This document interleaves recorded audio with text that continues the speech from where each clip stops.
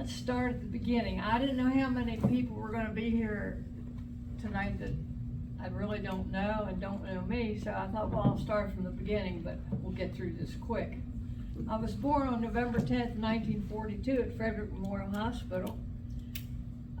My mom was in the hospital for 5 days, and the bill was $53. The nursing care was $15, and the medicines were $10. 5 days stay. And my daddy paid for me in cash. Let's see. When I was born, we lived over the movie theater, over at Jonesy's, and I think Betty Eifert lived up there about the same time. But as was said before, when we did Jonesy's story, he didn't like kids. They interfered with the movie. Too noisy we were. So my dad bought the house across the street from the movie theater, the big white house on the hill. When we moved over there, it was 3 apartments. And for some reason, I'll tell you, once you hit 80, you know, you're up a lot at night. Well, last night at 3 a.m., I woke up and I'm counting the doors on that house. And there are 5 doors on there, on that house facing the driveway. 5. There are 10 doors to get in that house altogether. It seems impossible, doesn't it? But there was a door to the, one door went in and went up the steps, and Laura and William Browning lived up there. They had a little kitchen and 2 bedrooms and the bathroom. And then there was a hall next to that and a connecting door downstairs, and that door went into the downstairs, and that's where Mom and Daddy first lived, down there, downstairs. And then in the back of the house, you could go in the back door off the back porch, or you could go in the other side off the kitchen, and there were steps upstairs on both sides. And a Mr. Wilhide lived up there, and I never knew much about him. I never saw much of him, and I guess he did his thing, and he had the back rooms. Eventually the other 2 people moved out, but I always liked it when Mrs. Browning was there. We had, when you got out of your car, we had a sickle pear tree right by the driveway and right by the door, and you had to pass that damn thing to get in the door. We were always getting stung, you know, always. And she'd come down there and she'd say, come on up here and sit up here with me up on the balcony until your mom gets home from school. So that's what we did. But she was a gem. And her Mr. Browning's mother lived down in Damascus on 108. We went down there a lot to visit her. There were 6 of us kids in 7 years. I don't know why. I asked Mom one time, what was she thinking? And she said she just would rather do all those cloth diapers, washing those diapers all at once. So she spent, I guess, a good 8 years washing diapers. You know, hung all the clothes out on the lines, summer and winter, and would send us out to bring in the laundry, and then we'd be bringing them in. It was just like carrying boards in the house, you know, everything was frozen. And she ironed everything, Daddy's white shirts and sheets and stuff. She was Wonder Woman, I think. Sonny was born, my brother was born 11 months after me. And I'm thinking, I was 3 months old and she was pregnant again. And but anyway, for a month, Sonny and I are the same age. I love that. I guess we're Irish twins, they call it. I had never heard that term before, but anyway, then she skipped a year, and then Jane was born next, and then Becky. Jane was 4 years younger, Becky was 5. When Becky was born, Becky was slow, and we all knew that, and she had kind of slanty eyes, and little ears, small features. It took the doctors 2 years before they told my parents that she had Down syndrome, but we knew something was along there, you know, and Mom and Dad had researched. They jumped on it right away, and they looked around to see what was available for these kids. And as time went on, there were a lot of developmentally disabled kids in Mount Airy that, you know, school would start and they had nowhere to go. And Daddy met a lot of the parents when they would come in the drugstore, you know, and sometimes they'd bring the kids in with them.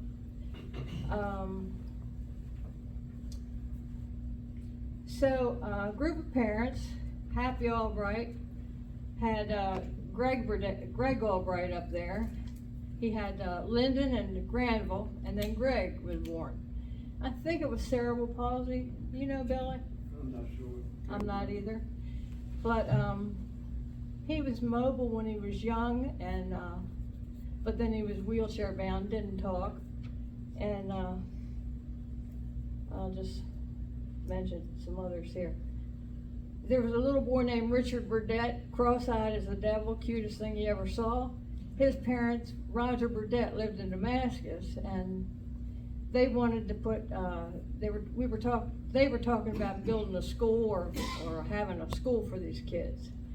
And the parents formed a group, and there was a group in Westminster, and they all got together, a lot of meetings, a lot of discussion. And they started, the first little camp was in '54 in Westminster. And then Rombo Brothers was moving the sewing factory, and they gave, what did they call themselves then? CCARC, the Carroll County Association for Retarded Children. Rombo Brothers let Mount Airy Special School be in his building up there in the park, rent-free. So there was Richard Burdett, but he was Montgomery County. So there was a lady in Taylorsville, Mrs. Shipley, a girl named Toodle Shipley. She was ahead of me in school, and she had a brother, but Mrs. Shipley was a gem with all these kids. So she took Richard Burdett in so the address could be Carroll County and he could come to school in the park. Then we had, somebody wrote on Facebook, how come Buzz was never in school? Well, Buzz was in the school. He started up there originally, but Tink Norris, his dad, he didn't want him up there. He said he didn't belong in that school, and it was all right, you know. And besides, Mount Airy raised Buzz anyway, and that was good. There was a little girl named Rita Petticord. She went to the first class up there, and they did a lot of music up there, and they had a piano, and all you had to do was play any song for Rita. And she'd sit down at the piano and she could bang it out. She could really bang it out. Donna Brown from Paradise Avenue, she attended the school. Becky, little girl named Helena Class from Sykesville. Class family had a farm down there, and Helena would come to school, and she had all these animals, and of course they all had names, you know. So she had this pig, and she kept talking about Pokey. And so one day the whole class got together. They had a station wagon that the Lions in Mount Airy donated to the school. We have pictures of that. And they all just loaded up in that, and I think in another little car somebody was there in, and they went down to Helena's farm to visit one afternoon. Had a picnic down there, and Helena was tickled to death. She introduced all the kids to her animals. Ronnie Summers was in the school. Virginia Summers, his mother, drove the bus later on, the Carroll County ARC bus, and of course Greg was up there. Those kids, they really did learn a lot. The parents were tickled to death. The kids stood outside the school there in the morning in a circle, and they all put their hands over their heart and said the Pledge of Allegiance. They taught them that. They all made friends. They played music. If they didn't have an instrument, they played sticks, or they had tambourines or anything, you know. they were all different levels. You had higher functioning kids and some that were wheelchair bound and, you know, couldn't do much.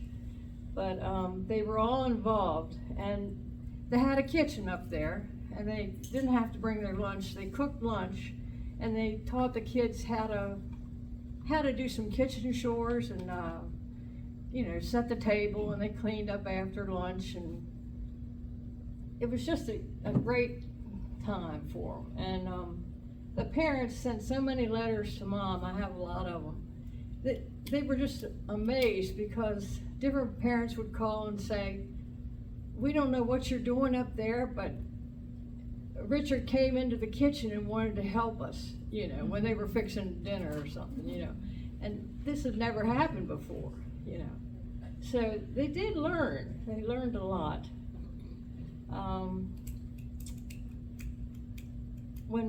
Before Mom taught the school, there was nobody to teach. Nobody was certified in special education. So we were all home with all our babysitters, and she went to Michigan, to the University of Michigan in Ypsilanti, Michigan, to take courses to get credentialed so she could teach. And she was up there 6 to 8 weeks, I can't remember. Her car broke down up there, and so Daddy took us up to pick her up and arranged for this car to be fixed. I remember we went up, stopped at the Corning factory in New York on the way, and went through the Ford Motor Company up there when we got up there.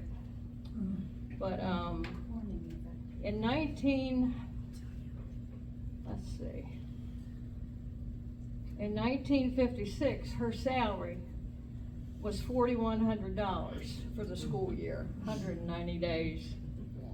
Her first job was teaching in Mt Airy,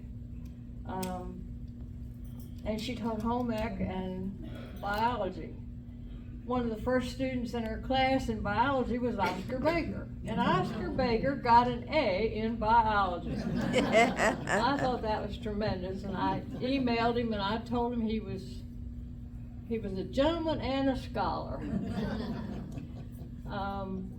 In 1964 to 65, the school wasn't up there anymore. They moved around a good bit. The school was in Johnsville at that time. Mom was the principal and the teacher at that school, and the pay went up to $6,500. But let's see. Our neighbors, Mrs. Davis lived next door. Nathan Butler and them lived there when I was little, and they moved, and then Mrs. Davis moved in with Carolyn Davis, married Essler, and Peggy and Nancy and Tommy and Steve, 5 kids. She was divorced, and she didn't drive, and she didn't have a car. So Mom went over one day and said, why don't you apply to be an aide up at the school in the park? And she said, you know, she would take her up there with her in the morning and bring her home at night. She was just tickled to death. She was wonderful with those kids too. Mount Airy really had a big heart when it came to those kids. They always supported everything they wanted. You know, they had a fund drive every year. You'd see these yellow and black cans in all the businesses. And Wayne Norwood was, he worked tirelessly on the yearly fundraiser. Happy Albright did an awful lot. If you ever go over to Crowder's Church Road for any reason to the ARC, the building over there that they built is the Howard S. Albright building in his honor. Well, let's see, let's get back to here. When I was born in Frederick, so was that girl back there. That girl that looks like she's at least 30 years younger than all of the rest of us. Sharon Wright. And David Pickett from Woodbine. Marie Pickett was his mother. He was born the same day too. Sharon and I were in the same class all through school, pretty much, and she and I and Diane Simpson walked home from school together, and we'd come out that end door and come down there past Mrs. Harris's house on the corner. Diane would cut on down to Church Street, We spent a lot of time down there on Church Street with Diane and her little brothers. And then Sharon and I would continue on down to the woods, down there where, along the top of the hill, above the Esso station. And it was steep, and we slid down there mostly on our butts, didn't we? Came out at the Esso station, went across the street to Farmers and Mechanics Bank, and then walked up to the mill. The door was always open at the mill. We walked in the lower door, went up the steps. I think there were 2 offices up there, weren't there, on that floor? Norman Etzler in one and Wilson Etzler maybe? I don't know. But then we went on and walked down the other steps on the other side, crossed the railroad tracks, went on down through town to Libby Harrison's, right? Penny candy. We had to stop there and get a little brown bag of penny candy. And then Sharon would walk on back Baker Street. She lived back there. Her mom taught Cub Scouts, brownies, and Girl Scouts to all of us kids. I have a card at home. I got a card from David Pickett on my first birthday.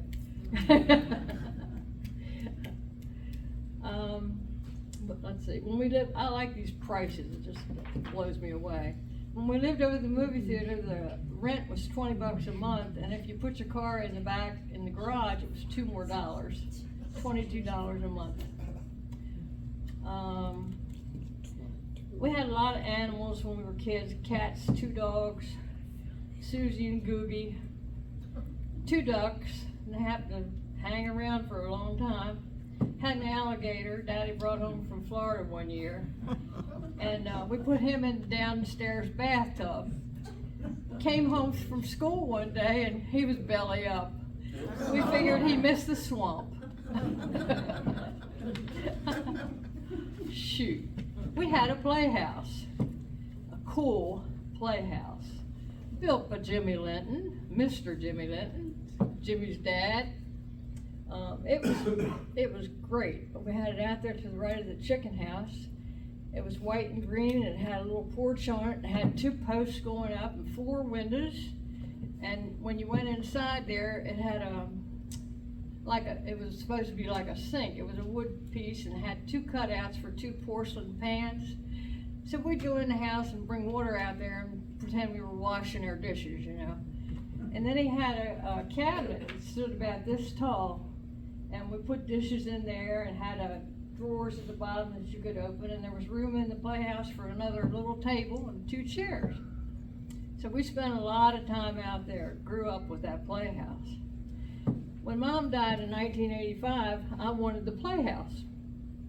And my son was 5 months old at the time, and I thought we could still get a lot of use out of that. So, the problem was how to move it to Prospect Road. Well, Sonny Dorsey was in the store one day. I asked him if he couldn't handle that. He put it on a low boy, moved it to Prospect Road for $500. Oh my. Dr. Grable delivered me. After Dr. Grable, there was Dr. Van Poel. We went to camp a lot in the summers, and we always had forms to fill out. So Dr. Van Poel would come in the drugstore, and he'd sit at the fountain, ask me a few questions, and sign all my forms while I was in there.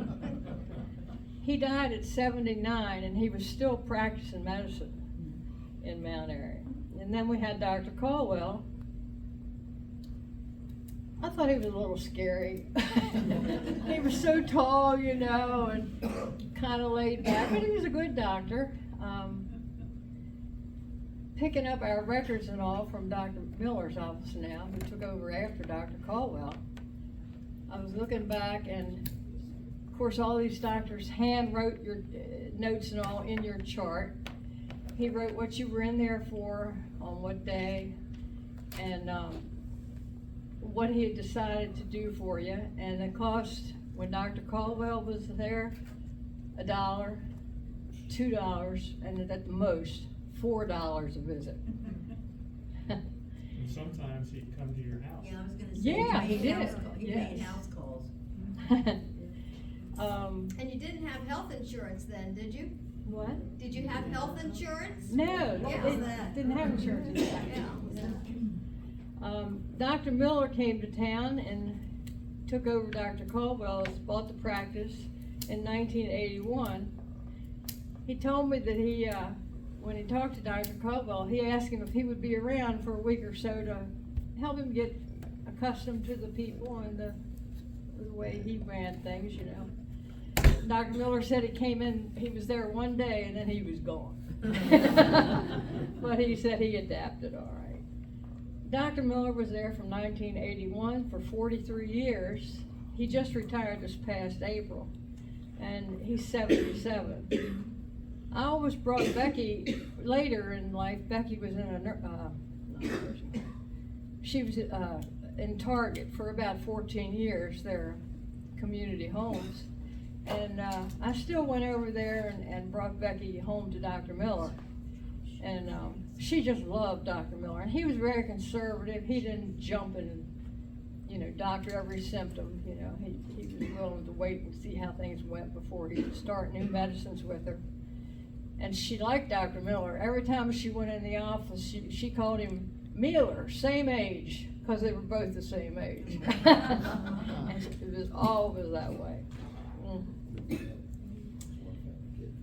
You know, when you went to the doctor, we didn't have all those medicines that we have now, promoted by all the drug companies and everything. So I'm sure there's people in this room that went to Dr. Caldwell when they had a cold and a cough.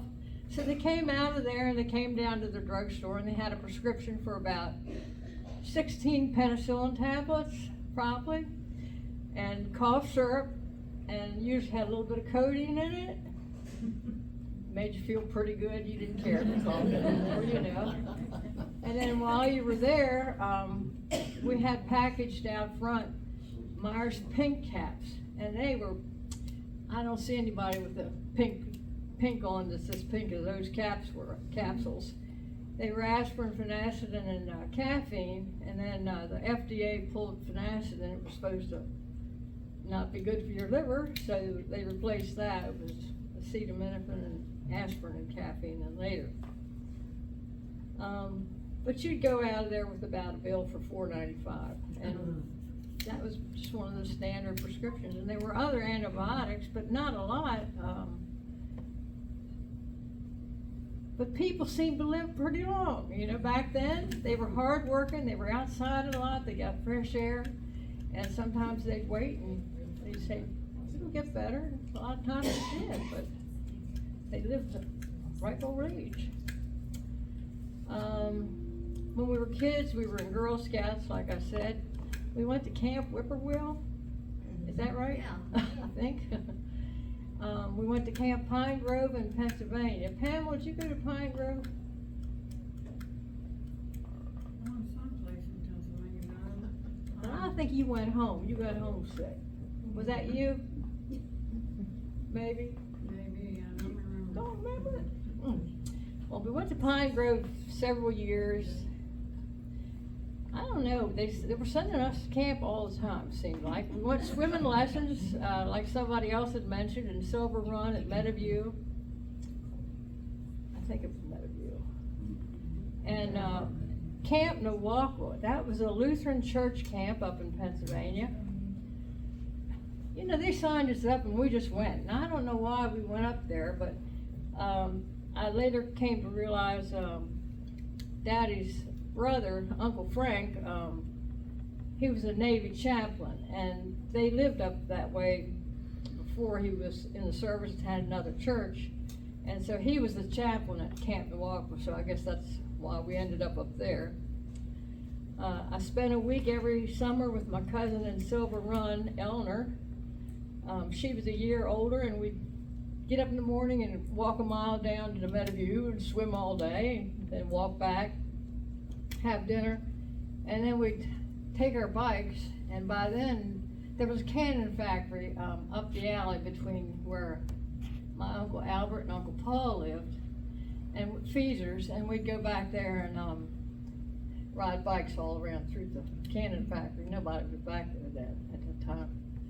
And I think Uncle Paul was president of the Feature Canning Factory when they bought the land and buildings from our canning factory. But they couldn't get canning supplies at that time because of the war. And so that folded, that wasn't a good move. We went to Ocean City every summer. Daddy would take us down, he couldn't get off a lot of the time. So he'd take the car and go back home and leave us down there. The first few years we stayed on the boardwalk, one of these Sensation stores or that kind of thing, you know, and the store was in the middle and there were two steps going up on either side and apartments above the store. And Mom took all us kids, and then I had cousins in Tawnytown. Susie and Cynthia came down, and they would go along down with us. Daddy would get us unpacked and he'd come back home. Wonder Woman shopped at the 5 and 10 for the week before we left, and she was picking up all this stuff, bingo prizes, because at night down there we all wanted to play bingo, I guess, and she had wrapped up all this stuff she bought, so we all had a wrapped up bingo prize when we won. Big box of bingo prizes. Who else would think of that, you know? It was mentioned, somebody mentioned having chicken houses and having chicken for lunch and having to go out and chase the chicken around. We did that too. The store was open on Sunday mornings from 9 to 1. Mom was home with Becky. So she'd pick which chicken in the chicken house. We had this chicken house. You walked up the steps and she'd go up there and pick the one she was gonna cook that day. And we had a big tree stump outside there, and she was the one that she old farm lady. She'd pick her chicken and bring it out there, and she'd the one to cut its head off, you know. But then one of us were assigned to watch that chicken run around the backyard with no head until it was And then we had to pluck the feathers, and we all swore we'd never eat that chicken. It was so good. Every Sunday, fried chicken, mashed potatoes, gravy, you know, the whole works. She taught home ec, and she could turn anything into a 7-course meal. I'd look in the refrigerator and I said, "You want me to go to the store?" No, I'll find something. You know, the table was just loaded. Relatives always were over on Sunday afternoons for dinner. And if they didn't come over, we went to Littlestown a lot. Mom's sister, Aunt Ruth, lived over there with her husband. They never had any children, so we went over there, and I guess they found out what they weren't missing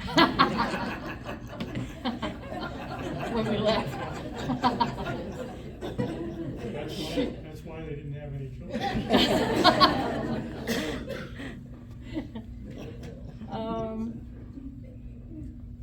Sometimes, when it was really hot, if she didn't feel like cooking or something, when Daddy came up from the store, she'd pack a picnic lunch, just sandwiches or something, and we rode out Buffalo Road and past Wriggler's and the first left road. I can't remember what the name of that is. Old Bend Road. Yeah, and right back there, I think to Black Ankle.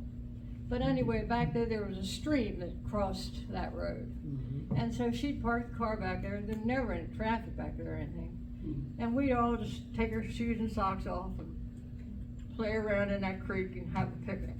That was always fun. I have here Doc Hopkins, the dentist, but I don't want to talk about him. Diane talked about that, and I knew exactly what she was saying. And it was so black and pitch. It was just dark in his, and he had pictures on the wall of skulls. I guess it was showing teeth formation or something.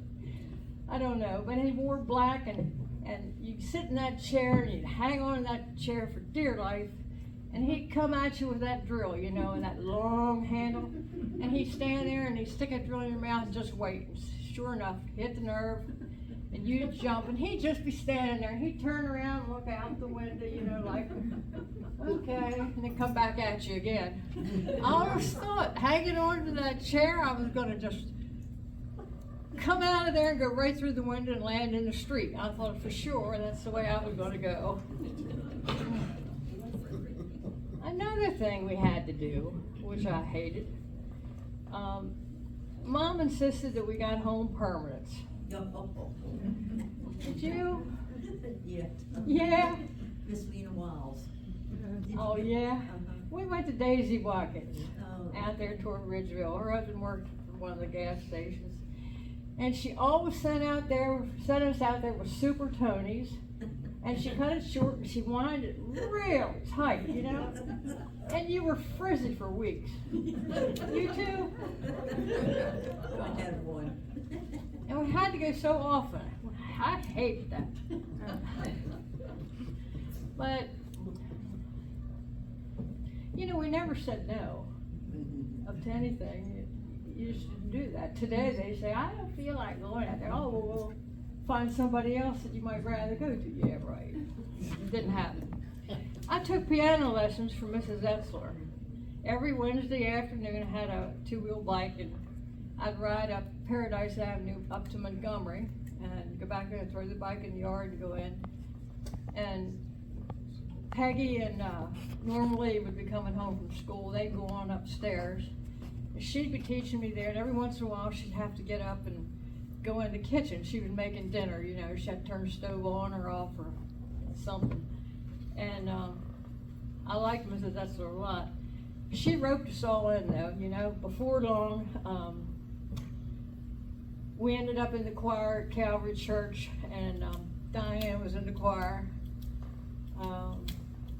Tommy Penn was in the choir. Daisy Watkins was in the choir. It was a big choir. She had us piano students accompany different groups at school, and I think at the Estetford once in a while. But playing the piano was a lot better than playing the clarinet for Frank Miller. The damn clarinet just kept squealing all the time. I didn't know why. Terrible. We had babysitters out the kazoo. They were all fine. A lot of them were older. Nellie Goswell was one. She was there one time in January when my parents went to Florida, and post office was across the street, and Nellie had gone across to get the mail.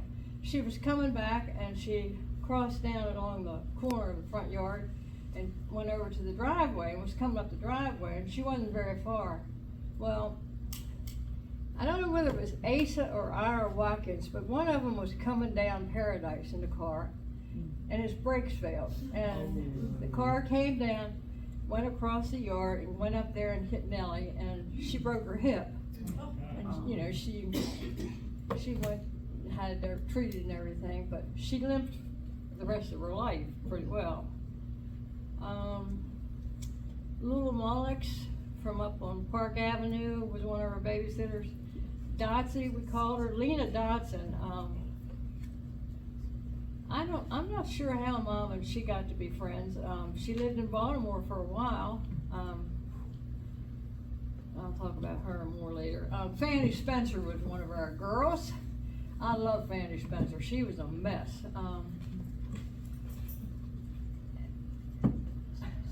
You know, none of this stuff's documented, so I probably don't know what I'm talking about. So when I say that in the china cupboard, I never saw Mom or Daddy take a drink, but there were maybe three bottles of stuff in there, you know. Well, sometimes after these trips that they were on, they'd come back and they'd get the snickering. And I said, what are you snickering at? Seems to me that bottle's going down just a little more. Fanny was always in a good mood.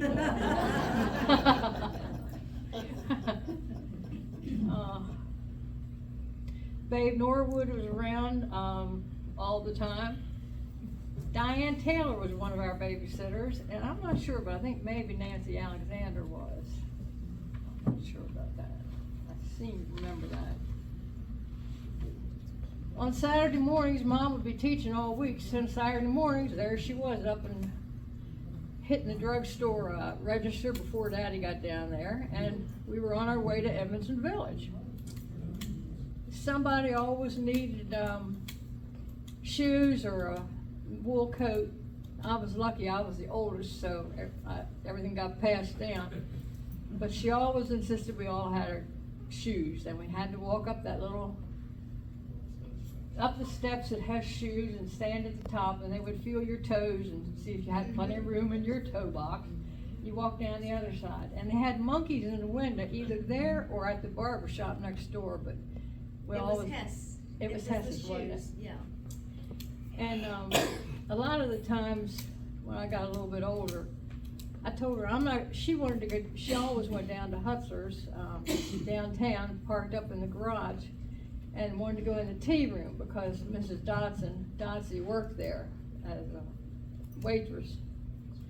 And then if whoever needed a wool coat or needed something, was with her, and she'd shop down there a little bit. So if I didn't need anything and I didn't have to go, Enoch Pratt Library was there right on the corner.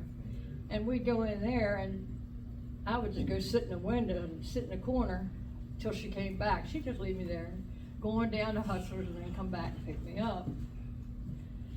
I'm glad my brother's not here tonight. I've been asking him about some stories, and I really think we were raised on a different planet. He tells me things he remembers, and I swear. He said he took piano lessons too, and I said, I never saw you sitting at a piano.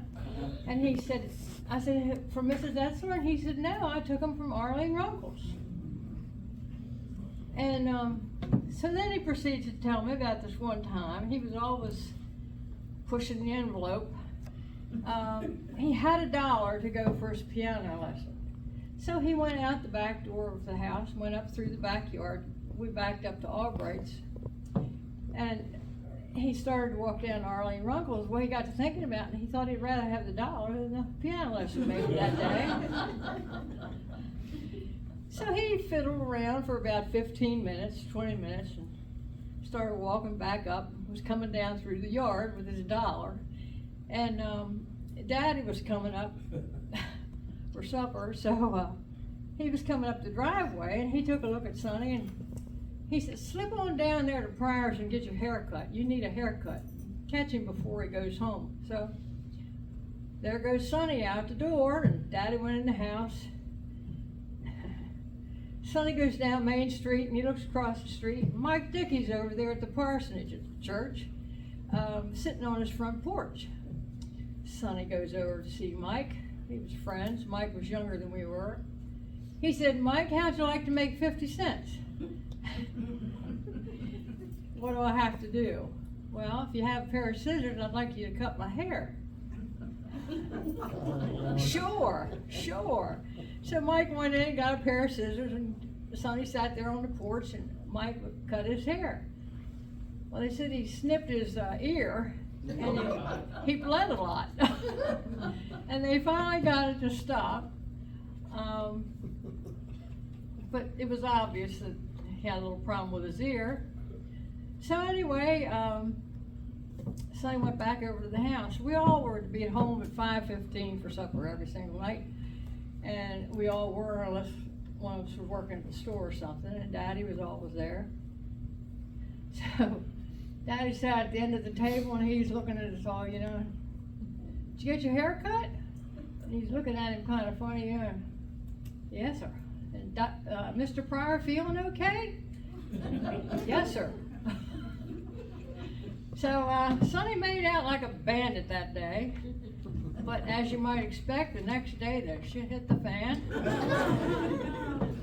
Everything was fine until Mr. Pryor came up at 3 o'clock in the store to get an ammonia Coke. He always had stomach issues. And he's sitting there drinking his Coke. Daddy came out from the back and sat on the end counter and end stool. How you doing, Pryor? Doing okay. Feeling all right? Yes, sir. And he said, you see my boy yesterday? And he said, no. I didn't wanna be around later when I said. But you couldn't get away with anything. You could for a little bit maybe, but everybody knew everything about, and the word got around. You couldn't do anything they didn't find out about it before you got home, Reverend Dickey was Mike Dickey's dad was Reverend Dickey. He was great. He was a great person. He sent cards to all his kids. If he read our names in the paper, if we got on the honor roll or anything, and congratulated us and encouraged us. With the Methodist Church, we went to MYF on Sunday nights, choir on Thursday nights. And so Diane and Pam, did you go to Methodist Church? Yeah? Excuse me. Are you awake? We all, they started classes, to join the church. So Sonny and I were over there. They sent us kids over there to church because it was across the street. And Mom was home with Becky. Daddy was at the store from 9 to 1. If Mom wanted to go over, she belonged to St. Mary's Lutheran Church in Silver Run from day one. And once in a while she'd want to go over there. So she'd go and Becky would go to the store with Daddy and sit at the soda fountain and color or in the office. So when they started these classes, we got right in there on them. We joined too. I remember going home that one day and said, well, we joined church today. And I think Mom was a little bit disappointed because I guess she always thought we'd be Lutherans or something, but we weren't. And it was fine later, but she was surprised we just did that, on our own. And then there's the Hill Street gang. Gotta mention them, Billy. You all were sort of out of there by the time we sat on the bench. Like somebody mentioned the last time. Crow and Eddie and Sonny. Petey Kimmel up around the corner. I don't know whether Granville played ball or not. Did he? Do you know? Yeah. I don't know what happened, and I don't know whether nobody else showed up that day or what, and why was I out there? I don't know. Somehow, I found myself on the pitcher's mound, pitching, and I thought, well, I guess I'd be easy to hit or something. Maybe that was why I was out there. Eddie Browning got up to bat, and he socked the ball so damn hard, and I didn't duck fast enough, and this hump on my nose, that's Eddie Browning. And it just about killed me. I was sure my nose was broke, and I didn't even think about running straight down to the house. I went up around the corner there and ran down Main Street, crying the whole way. Got home, ended up with, I think, about 2 days worth of frozen peas or something on my nose, and ice. That was the end of my career, and I never went up there again. That was it. Oh, let's see. We should skip some of this stuff, I guess. I started working at the store when I was 12. We had to be old enough to reach the counter, take the money, make change. We had 2 chestnut trees up at the house down near the road. So on Friday afternoons, I'd go home and get a bucket, and you had to wear leather shoes or heavier shoes because those chestnut burrs would really kill your feet if you had open-toed shoes or anything and try to step on those burrs and pick those nuts out of there. I'd fill a bucket with about half a bucket of nuts, and I'd turn around, go back down to the store, get out the coffee scale, and I bagged up a pound of chestnuts and put them in these little brown sacks, and I sold them for 39 cents in front of the store on Friday night. A lot of traffic Friday night out there, and had a little table, and I sat on a bench. And looking back, nobody probably wanted those damn things, and they probably felt sorry for me. A poor kid out here trying to make 39 cents. But I made a good bit of money out there. I didn't always sell them all, and you couldn't do anything with them the next day because they get these little white worms in one nutshell, and it would go to the next and to the next and eat through the paper. So, but that's how I bought my 2-wheel bike. We worked the soda fountain. All our friends got a turn behind fountain. Diane Simpson reminded me that she worked there for 2 weeks, she said, when Tommy Penn was on vacation. But she loved it because she learned to make banana split. She said she still does that today. We didn't always tell people that, you know, they wanted to make a root beer float or something. We had these big tall soda glasses. Dump the ice cream in first and then put the syrup in and then run some soda water in there. And then you got under the fizz spigot and you're supposed to aim that fizz at the back of the glass, right? We didn't always tell them that. And so they'd hold the glass like this and crank that fizz spigot. That ice cream would fly up. I think we had splats all over that ceiling. But it was funny. Bad. I ran into, there was a night, a lot of, let's see, ran into Bruce Clutter and Linda Fogel down at the garage in Mount Airy not long ago. And I don't know that I'd ever met Bruce Clutter, but I saw his picture on Facebook, so I knew who he was. And I said, "Are you Charlie Clutter's son?" Because Charlie Clutter used to go to the races all the time with my dad. He said, "Yeah." And he said, "Who are you?" And I told him. He was laughing about that. And he says, "Yeah." He said, "Sure, I knew him." He said, "I worked at the store." I can't tell you how many people in town I'll say something to, and they all worked at the store, one time or another. He says, "Yeah, I worked there." He said, "I knew your dad." "What do you want?" Does that sound familiar? But he smiled when he said it. You did. Yeah, sometimes he didn't. So he said, yeah, he worked there.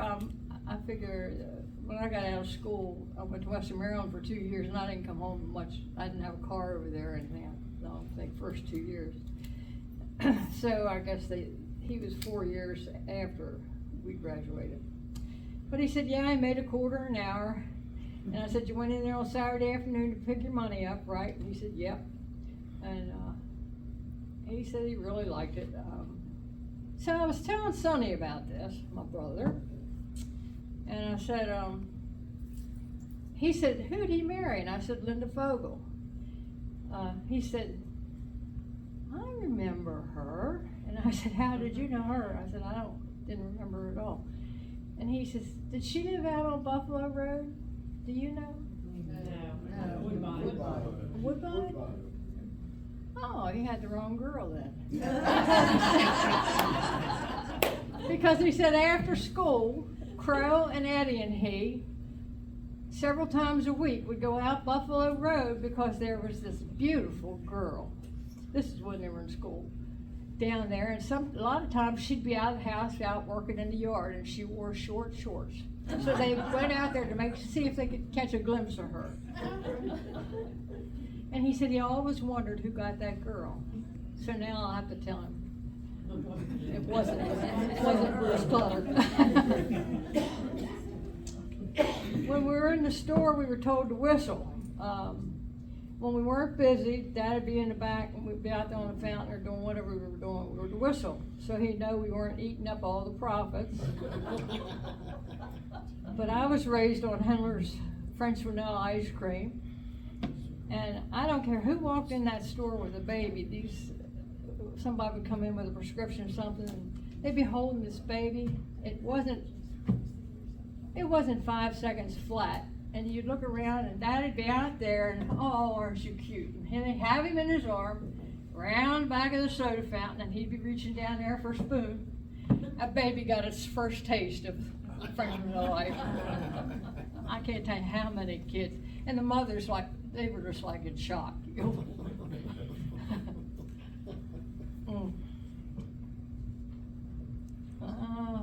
I guess I can talk about this.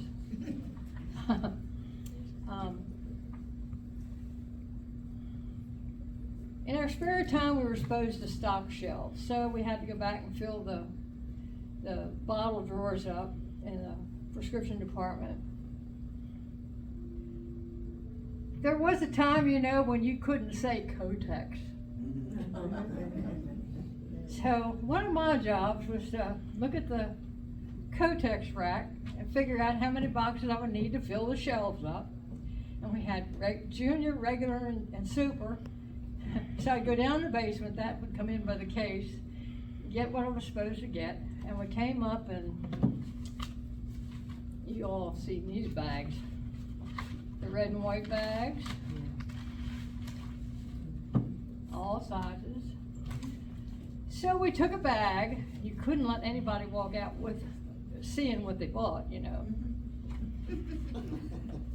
So the bag fit the box of 12 Kotex perfect, so we bagged them and we real neat little thing across here and taped the top, and we couldn't write Kotex on there. It was RK, 45 cents. Regular Kotex for 12s. Do you remember that? Nobody? Ruth Ann Lohman did. Kotex and Modex. Well, you said go for it, didn't you?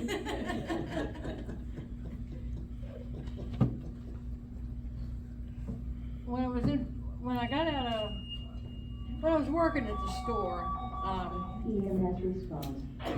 Like 113 babies, included soul breathing, 3 instances of 713 midway after 312, hospital rate 20.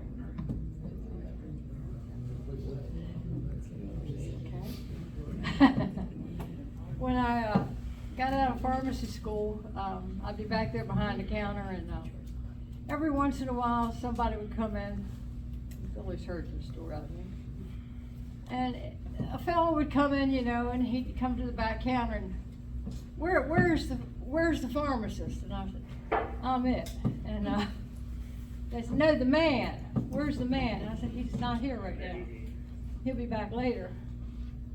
Well, he'd say, that's okay, I'll come back later.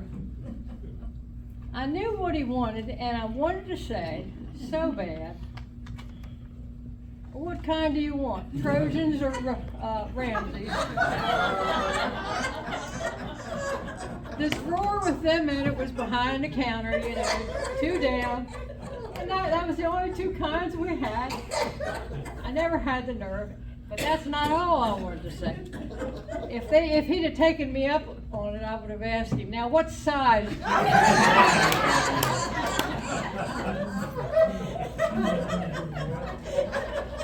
Never had the chance. And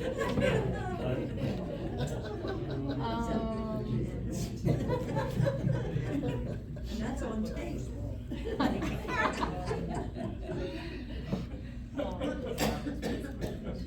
There weren't any women pharmacists around. Frederick Post did an article or something, and they said they had checked it out, and I was the first woman pharmacist in Frederick County. I don't know for sure whether that was true. I know I was the only one in the independent drugstores, and the chains were starting to come in. But I don't know. Anyway, let's see. Happy Albright had a desk up there in his store, and I thought that was just what I needed. It had about 7 drawers in it. I went up there, and Happy, you could buy anything up there on credit. He got his little pad out of his pocket, put my name down, desk, $60. I paid him $10 a week. Went up until it was paid off. When we had no air conditioning back then, there were 2 big black fans in the store, big floor fans, one in the front corner and one in the back corner. And in the afternoons when it got really hot, we turned off 2 rows of lights in there to keep cool. My brother informs me also that I never knew. I guess that was always the store. I don't know what he was doing. That he went up to Happy's when it got really hot. We didn't have any air conditioning at home either. And it was hot and it was dry and then it got humid. And at night you'd wake up and you were just sweating no matter where you were in the house. We'd go out and lay on the front porch and you'd finally fall asleep. Well, Sonny couldn't stand it. He was in the back room. And so he went down and talked to Happy. And Happy took him upstairs and he had a used air conditioner for sale. So Sonny said, he saved up his money and he had the first air conditioner in the house in his bedroom. That's selfish. I paid $35 for it. He said. And then later we had one in the living room, and I think we all ended up in floor or somewhere in there where it was cool. One of those mornings, Mrs. Albright called about 7:45 in the morning.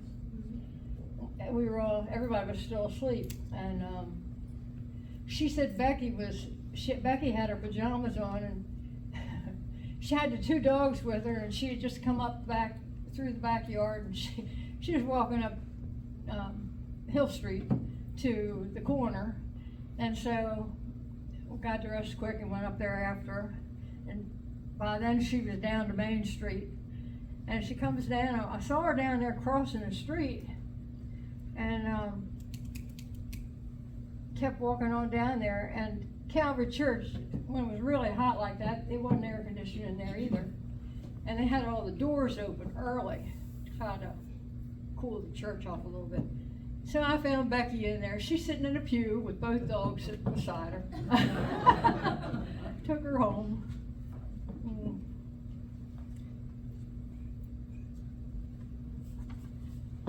Let's see here. Do I mention the magazine rack? Why not? Okay. We had a magazine rack in the store. Car magazines, comics, Archie, Jughead, Playboy, and Hustler.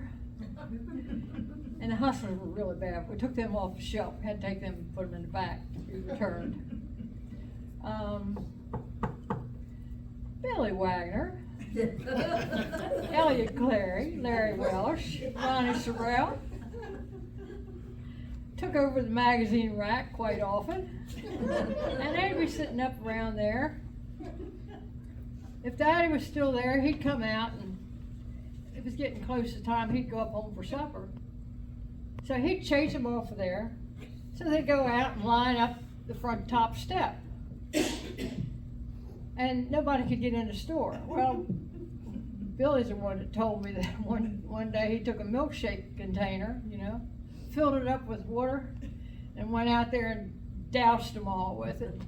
Well, they'd get up off the front step and they'd run down the alley. We had an alley beside the store. Now Parzo has a gate there, but they'd take off and go down the alley, and they'd watch till that white Pontiac went up the street.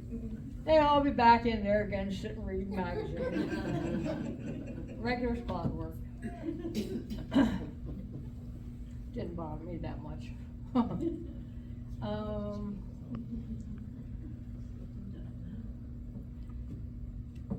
Thinking about Daddy working, I asked Sonny if he remembered every single time we were eating supper, Daddy'd get up at 5:45 every night, back to the salt mines. I said, "You remember him saying that?" He said, "Every day of his life." And but I never heard him once. I complained about working, but I never heard my father complain. And he worked all the time. He had high blood pressure, and he went off quite often, I guess. But had a staph infection one time, went to the hospital, but I don't remember any other hospitalizations. Everybody in town smoked. Behind the counter, we had 2 racks of cigarettes. They were 19 cents a pack. Camels, I think Daddy smoked Camels, morning to night. He had emphysema, would cough his guts out every morning. The boys around town, Sonny's age, of course I don't know what they got into, but there was always beer and cigarettes. They'd be down behind the store smoking, and I hear stories about Rolling Rock beer from Pete Ballas. You'll have to ask him about that. I don't know. I asked Sonny a couple weeks ago, I said, "Who bought your beer for you?" And he looked at me like I had 2 heads. And I said, "What?" He says, "We didn't have any trouble buying our beer." And I said, "Well, where'd you go? Where'd you get it?" June Funk's? Oh, yeah. Where was that? Number 4. Played for? And he said if we couldn't get it there, then we just drove up to Rabbit's Foot. And he said you went in the back door with the screen door of Rabbit's Foot. No problem buying beer there. Who knew? I didn't.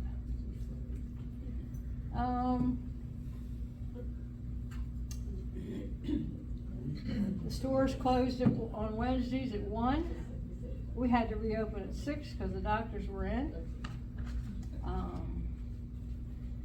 Parade night was always busy when the junior firemen started, and when that was a thing, Sonny said Marshall McDonough was the one that always made sure the juniors got to ride the truck in the parade. And got a good place. My brother was in Troop 460 around 1955. Went to Philmont a couple years, a lot of trips camping. And some of these other boys, he had 5 feet, Sonny did. And a lot of these other boys always had to have a new pair of shoes, you know, when they went out to Philmont. Well, Daddy decided he could take care of his shoes, so he cut a bunch of cardboard insoles so he'd have spares to put in his shoes when his shoes got thin.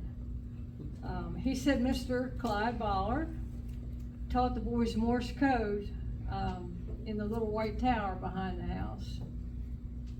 They all liked that.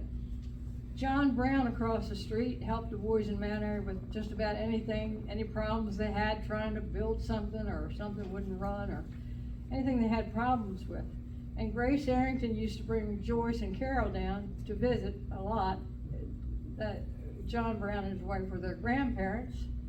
And we spent a lot of time, snow days, sliding down our front yard with Joyce. I have pictures of her in a little sled when she was just little. We were in the same grade. Let's see.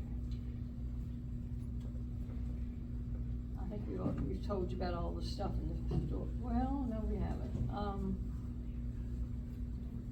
We had a TV over the phone booth that was back in the corner of the store. That was because we were missing the World Series, so we had to put a TV down there so we wouldn't miss it when we were working. There was a radio behind the soda fountain that we had to turn up every once in a while. A lot of visitors in the back on the prescription counter through the day and in the evening. And they discussed politics a whole lot. And, well, Mr. Ballas came in pretty much regular every afternoon before he went home, and he was a character. He'd swing across the street, you know, with his coattail flapping. I love Mr. Ballas. He had the best sarcastic sense of humor of anybody I knew. He'd be back there and he'd be cutting one politician up and down the other side. And he said, he came out of there one day down the side aisle and he was saying to my father back there, he says, I heard him, I was behind the soda fountain. The lady was sitting at the fountain and the man still waiting for a prescription. Ballas came out down this side and he says, I wouldn't give that son of a you-know-what the sweat off my beep. And I looked at her and I knew she heard him and she looked at me and I just went behind the soda fountain, turned the radio up as loud as I could do it. So we pretended she didn't hear that. I found an article when we were celebrating the centennial in Mt Airy in 1993, and they were celebrating different characters in Mt Airy. Joe Wagner was one of them.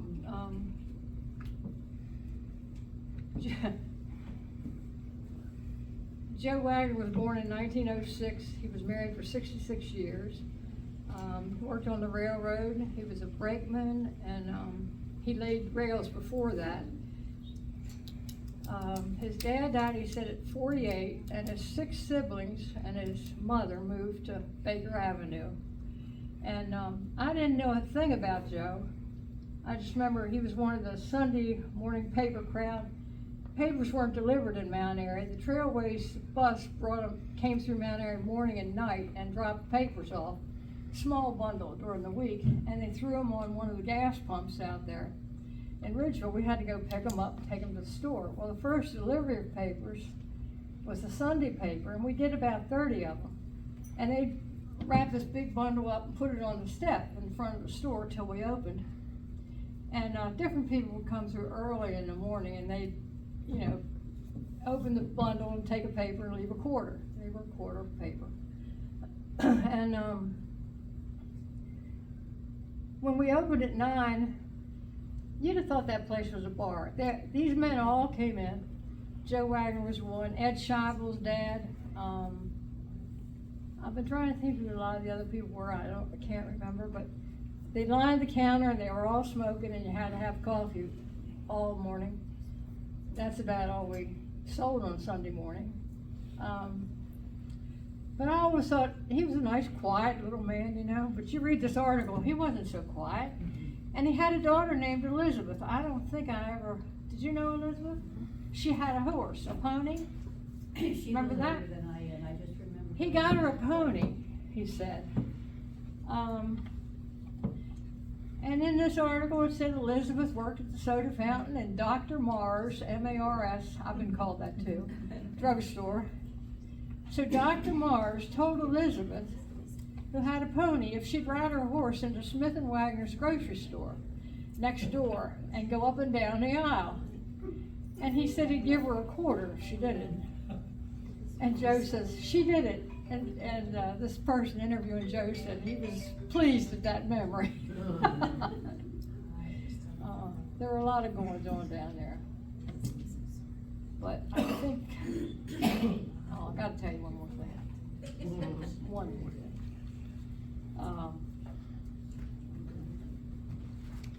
When we hit 16 at home, Mom bought a used 1954 Ford from a dealer up in Hanover, second-hand car. That was for Sonny and I to drive as we got our licenses. We both drove it. It was wrecked twice. I didn't wreck it. I think Jane drove it and might have wrecked it once, but I eventually bought a Dodge Dart from Kenny Harshman out of Jones Motors, and I love that car. It was a convertible. Well, Sonny had joined the Navy, so he had a couple Mediterranean tours, and he'd come home on leave, and he'd come in the house. I don't have a car. The car back there is not running. Mary Lynn, can I borrow your car? And I felt sorry for him, and I loaned him the car. First time was okay. So the second time he came home and asked me, I thought, well, okay. I said, yeah. And I was down at the store, and I came up from work and hadn't heard anything from him. And I went in the house, and there's a note on the kitchen table, and it says, I've gone back to Norfolk. I'll call you when you all calm down. The Darts wrapped around a tree on Park Avenue in front of Tommy Ogle's house. I could have killed him, but it was a good thing he was gone. Oh, those things kind of happened a lot. And then when he came home another time, he was getting ready to leave. That old Ford was still sitting back there and wasn't running or anything. And so Mom caught Sonny going out the door, and she said, hey, Sonny, she said, that car's been sitting out there a lot. How about if I donate it to the shop department at Mt Airy High School? And Sonny said, yeah, sure, go ahead. So she did, and they used that as a project up there at school. He says now, he wished he had that car, I bet you, but anyway, I think that's enough for tonight. Thank you.